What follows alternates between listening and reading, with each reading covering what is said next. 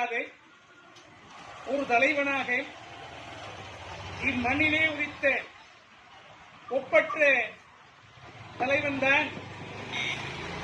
தியாகத்தின் திருவுருவம், தென்னாட்டு இளம் சிங்கம், கர்மவீர காமராஜர். குறுநகையிலே பிறந்து இளமையிலேயே விருதை பெற்ற காரணத்தினால் தன் வீடு தன் சுற்றம் ஒன்று இல்லாமல் அடிமைப்பட்டு கிடந்த இந்த பாரத தேசத்தினுடைய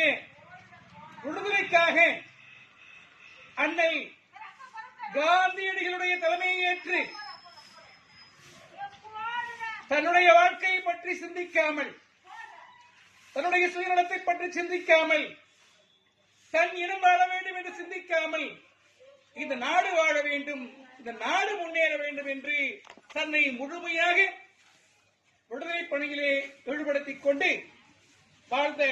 ஒப்பற்ற தலைவர் தான் கர்மவீரர் காமராஜர்.